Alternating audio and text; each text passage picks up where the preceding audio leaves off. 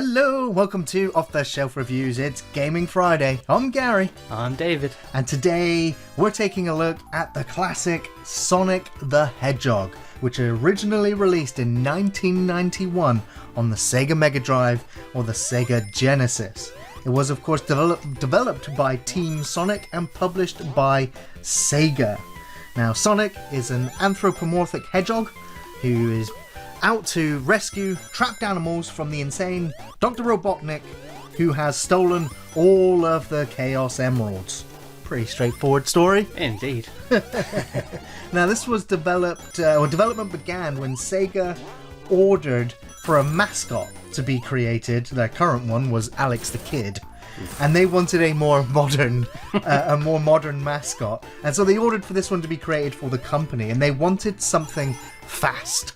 And they wanted something that could rival what would be its biggest influence, Mario. And I think, well, they did it. It's amazing when a company can go, we need a new mascot that's going to stand the test of time, stand up against Mario. Boom, Sonic. Indeed. I mean, they, well, he was called, Mr. Needlemouse at first, wasn't it? Right, yeah. But yeah, I mean, they wanted market saturation. They wanted to beat Mario out of the water. And right. Alex Kidd just wasn't doing it. I mean... No. Alex the Kid had his moment in time in the arcade machines, but, you know, for home computers as well. I mean, I loved Alex Kidd in Shinobi World, which was basically Shinobi, but we're going to stick Alex Kidd in it. Sure. And right. Those games are great. Yeah. Well, it was a bigger deal on the Master System. Yeah. And the Master System is where I first played Sonic the Hedgehog. Okay. Because they made the game for the Mega Drive, but then they actually made it. They went backwards from 16-bit to a 6-bit. Yeah, and they released 8-bit. Or 8-bit, sorry, yeah. And they released it on the Game Gear as well. That's right, the portable Mega Drive. Battery bastard. Oh, hell yes, yeah. But it was still great, you know, you can play Sonic on the go. Yeah, well. If you got 600 batteries, really. Right, you can play it for 10 minutes. Now, of course, you know, Sonic actually shipped, didn't it, at some points with the actual Mega Drive? Yeah, I mean, that you could just turn it on. That was a huge gamble for Sega. This was the first game that was making tons of money, and then they decided to give it away. Yeah, and apparently... But it was a console seller. No.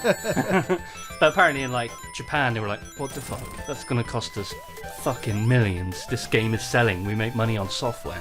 Right. But it fucking worked. It really did work, yeah. That year, I think they had 80% of the console market due to this game. Yeah. And Sega pretty much closed the gap between them and Nintendo with just this game. So I grew up on the Atari 2600. Right on. And the Spectrum ZX. Yes, yeah.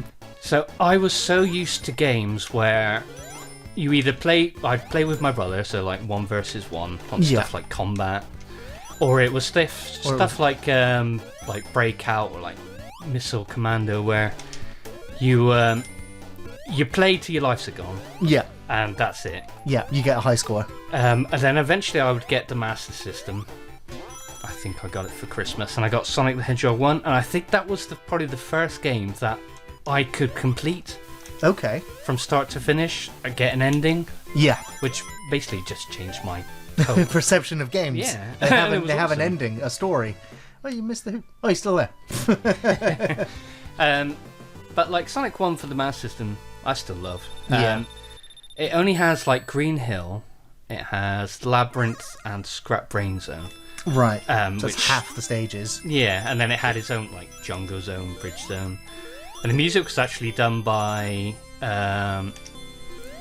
the same music guy who did Streets of Rage. Okay. So the soundtrack's fantastic. awesome. Yeah. Awesome. Well, the music for this... The music for this game is iconic. It's special. You know, if you're a retro gamer, if you're an old school gamer, you hear the Sonic music, you know where it's from immediately. Yeah, even picking up a ring, you know that sound. That sound, yeah, absolutely. Now, when they were creating this game, they revised the Emerald Hill zones over and over and over again because we have to make sure that the first act is attractive enough for gamers around the world to want to play it. You know, it's an Japanese company making the game. Like, how do we make sure Americans want to play this? How do we make sure that Europeans want to play this? And so they try to make it as universally appealing as possible. And so that comes with the colors, the layout, the design, the sound effects, and the music. It's all welcoming, you know. And this first stage is so easy. You know, it's so replayable that I ended up speed running just the first few levels, trying to complete each stage in under 30 seconds. You know, just for fun, because it was rewarding gameplay. It was so simple. You know, it's just don't touch any of the enemies, and they give you plenty of time. You know, the enemies are clearly defined on the screen. Their projectiles are slow moving. You know, it's you who's moving too fast. Indeed, like, it was a game like built for speed. Yes. They wanted a fast game, but like Green Hill is, you can race through it. It's nice, fast. But then, like, a lot of people complain about sort of the later levels. Yeah. Or even from the next level. Yeah. That things slow down. It's more precise. Yeah, making sure you platform jump properly, land on the moving platforms. Indeed. And sort of, it makes sure you're timing your jumps and taking more precautious jumps. And yeah. No. Like, fall out to get a knife, and then we still went backwards. No. So, I mean, there's lots of, you know, like that thing you just went past was a checkpoint, so that if you did die, you'd respawn there. Unless then, you know, you used up all your continues, then you would have to restart the whole stage again, or the whole act. Yeah. And you can earn continues by collecting rings in the special stages.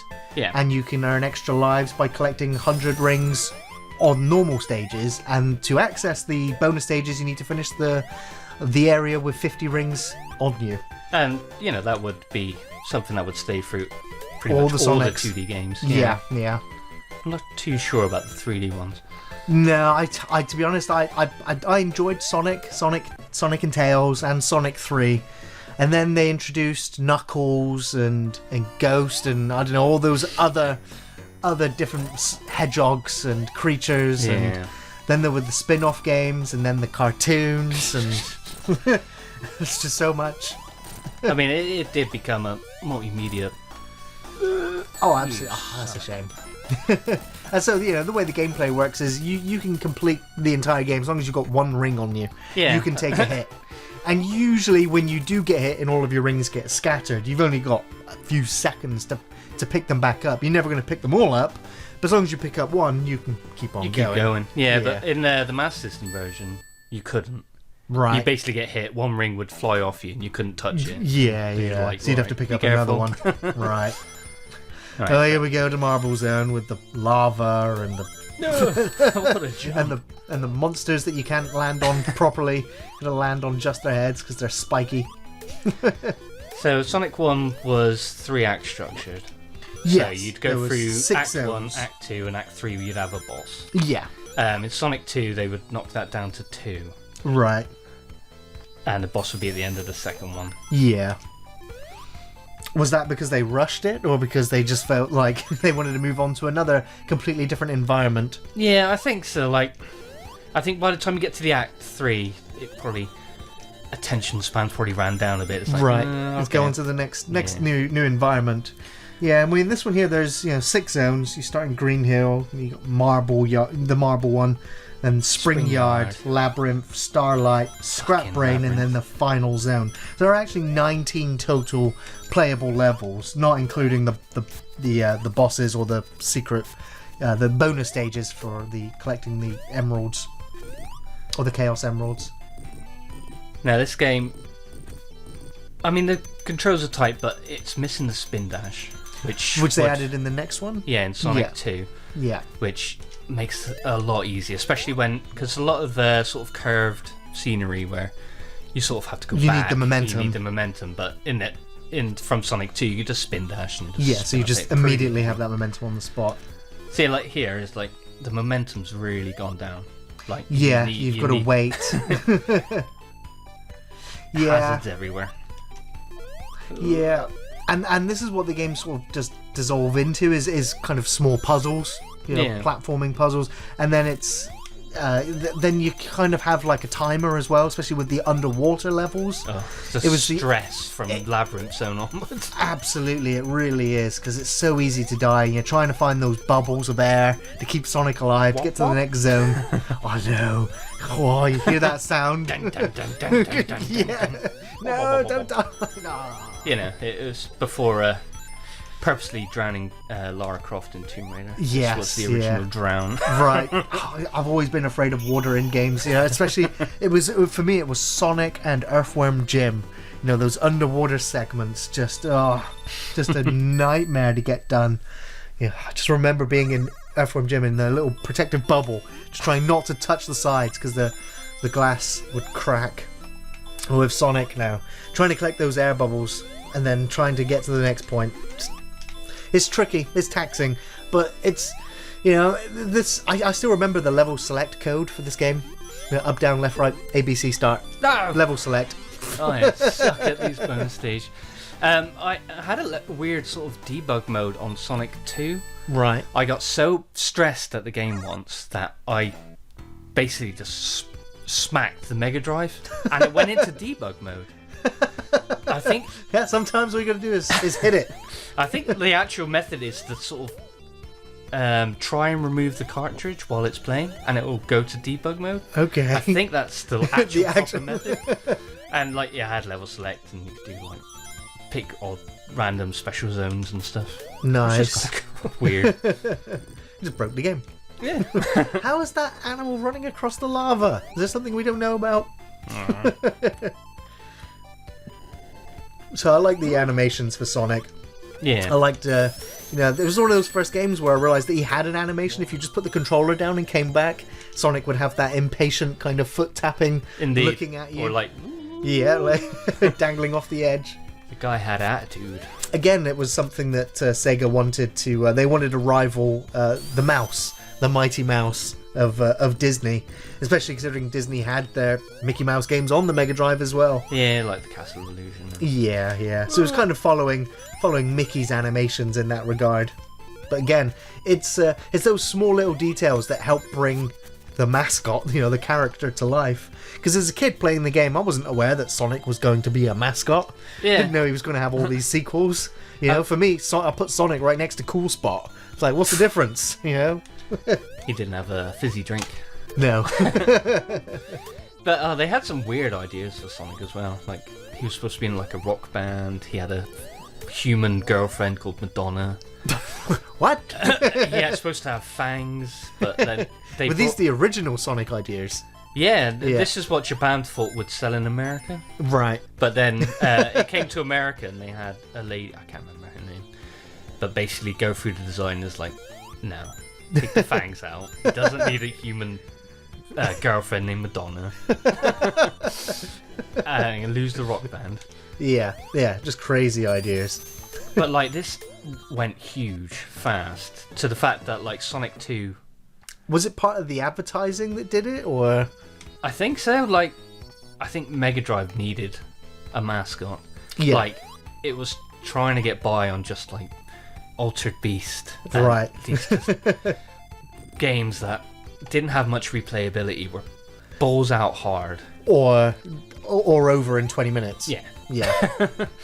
But like Sonic, this came out in 91. Sonic 2 came out near the end of 92. That's right, yeah. I had the Master System, which I had Sonic 1 on. I also had Sonic 2, which was absolute bollocks. You'd get to like Act 2, and you had the freaking D-pad on the Xbox controller isn't the same as the Mega Drive. No. It's precise. No.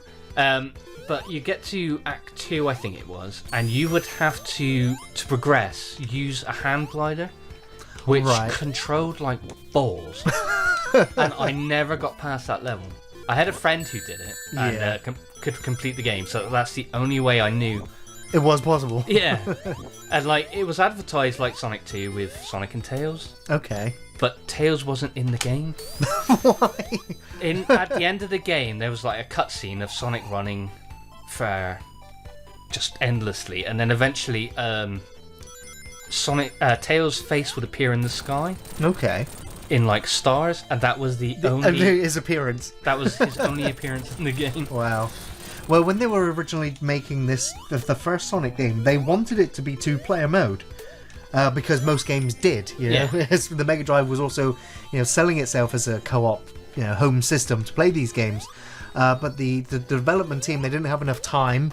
They tried to implement their ideas, but they were just like that. It's just not working. You want something that goes really fast and trying to do co-op. We haven't got the time. We've tried, but then they definitely implemented it in the second game with the second player playing as Tails.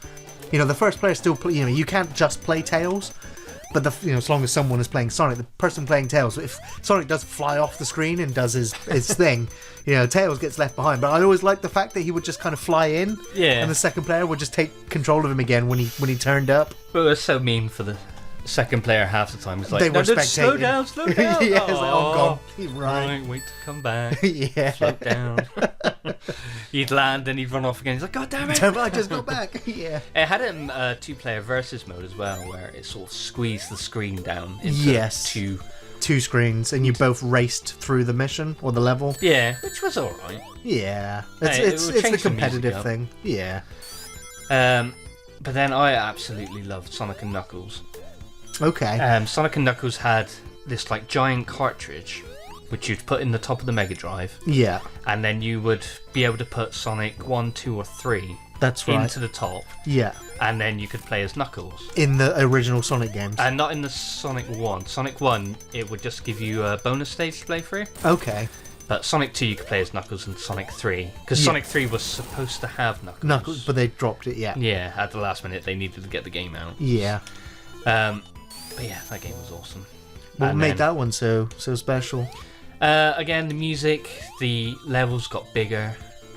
They're a bit more because that was my creative. drop-off point with the Sonic franchise. Loved Sonic 1 and Sonic 2. Played Sonic 3. I loved Sonic Spinball. Oh, that game is hard. Yes, it was hard. Sonic 3 and Sonic Spinball were games I came too late.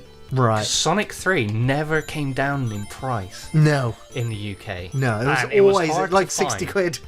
It wasn't until like years later I would actually play it. I think it was probably in Sonic Jam, right? Which was a collection on the Sega Saturn.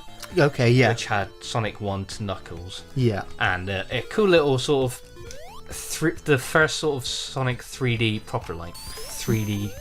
You'd run around this like little level, and you could go to like a cinema and you could watch original TV adverts of Sonic. And, animations, which was cool. But yeah, that was probably my first time playing Sonic 3 because I was a kid and it was balls out expensive. Yes, yeah. But like I didn't play Sonic 1 first on the Mega Drive. We had the Master System and then our house got robbed. Oh no. And they took our Master System. We had probably about 40 odd games on it. And then my mum, I'm not sure purposely or by accident, told the insurance it was a Mega Drive. Okay, so we got a brand new Mega Drive. Oh, I'm glad that at least worked out because I hate hearing about people getting robbed like that. And it came with Sonic 2, and that's why Sonic 2 is my favourite because I played it so much. Yeah. Eventually, the police found the guy who robbed us. Oh, and then went, wait a minute. They never found the console, but they found all the games. Wow. And they never said anything about why have you got all Master System games? We had a Mega Drive. Right. But that didn't really bother us. Just blame Mum. She doesn't know. She just thought it's the same thing. Yeah. Now, I ended up playing, I think it was on the Xbox 360, was when I went back to Sonic because the Xbox, they re-released the original Sonic games on there. It's like the Sega collection. Yeah, God, so many Mega Drive collections. There are so many Mega Drive collections, which is great. They've even released the Mega Drive minis and not the best selections of games, but still the nostalgia's there. It's just sort of accessibility, really, isn't it? Exactly. Yeah, you can just stick a disc in, and you can still play Sonic almost on anything today. Indeed. But I mean, Sonic, the original Sonics would also come out separately on like XBLA. Yes.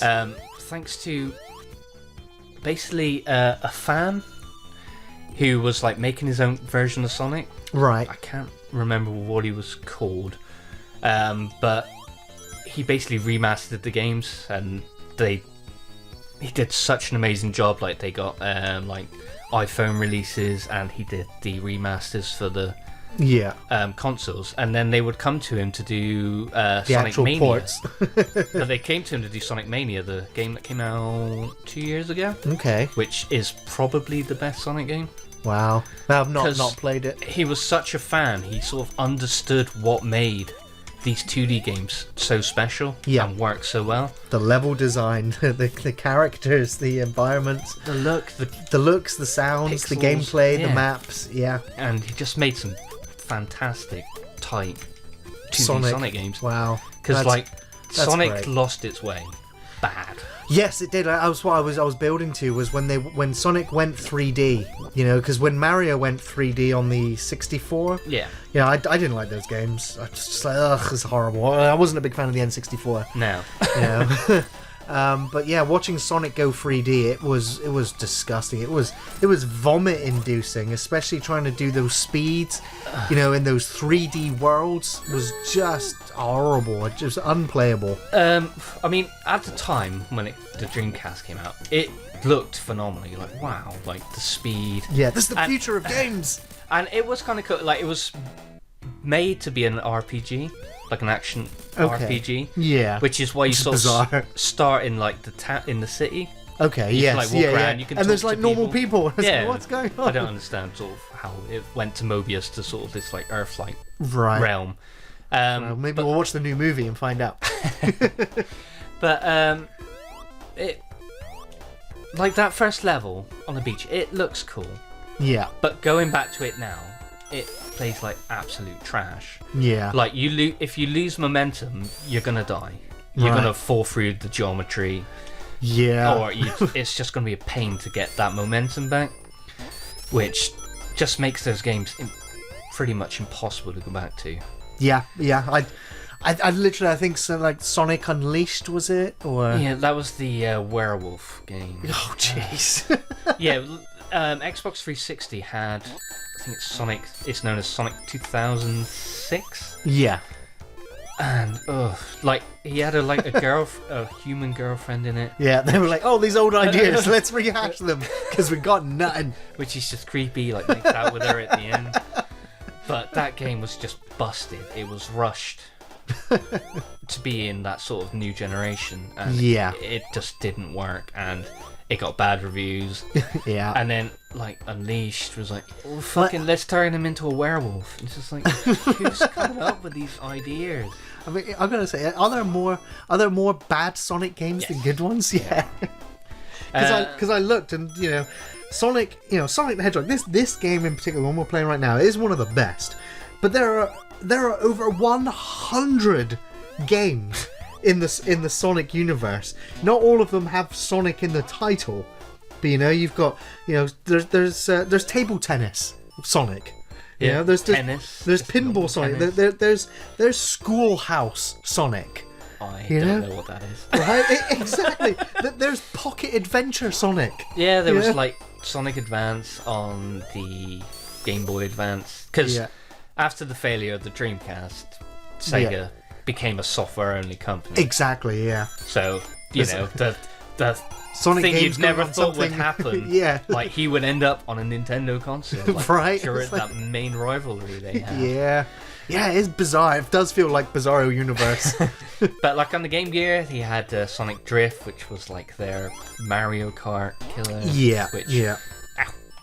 Which but was it? Bad. Like No, it wasn't. the Game Gear couldn't. It couldn't do it. No. No. Like the horizons were. Yeah. You'd have to look on the map. Yeah. To tell when a corner was coming. See, I say that there's been over 100 games. A lot of those games as well have been remakes of or redos or Sonic being put on compilations, as you mentioned earlier. Sonic Generations wasn't bad. It was a 360 game where I think it was an anniversary coming up, and the story was 3D Sonic and 2D Sonic sort of worlds combine. Okay. And the first zone would be a sort of 2D Sonic. Yeah. With sort of like the 3D graphics but in 2D. Sure. And then the second act would be sort of your Sonic Adventure kind of level. Yeah. But a bit more tighter and better created. And that game was actually quite fun.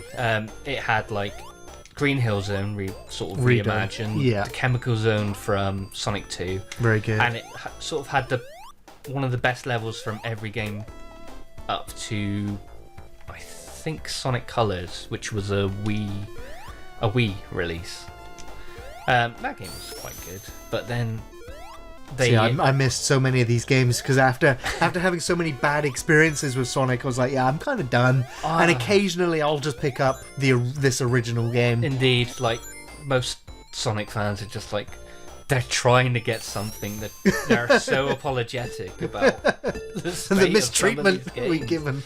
And it's like, this is going to be good. Then like Sonic 4 would eventually come out. Yeah. On like phones and 360. And it was bad. It was bad. It's like they didn't understand what made Sonic special and what the fans loved. Yeah.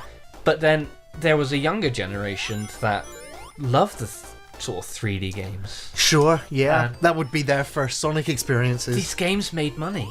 Like, the young fan base liked them and they made money, so they sort of weren't learning from the mistakes. From the criticisms.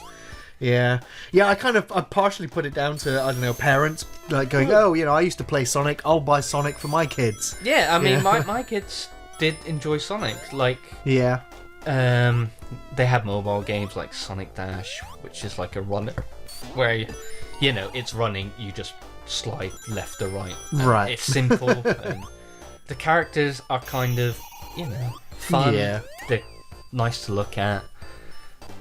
But he also, like, did you ever watch any of the cartoons?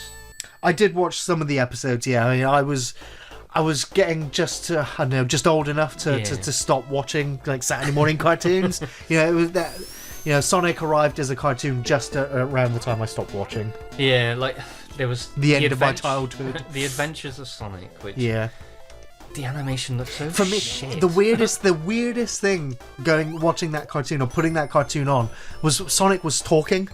And I came from a world where Sonic didn't talk, and so it was just like, what? And he's like, well, he likes chili dogs. And right. I don't understand where that was an American. Up? That wasn't in the games. No, and he eats rings, as far as I can tell.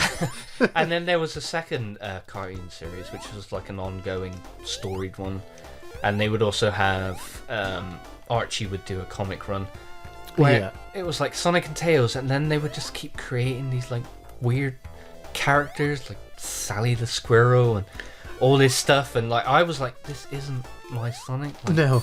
You've got Knuckles, you've got like the Chaotix crew, you've got characters you can use. Why don't you use them? Yeah. And like you would get Amy and stuff, and so that wasn't interesting. And in Japan, you had an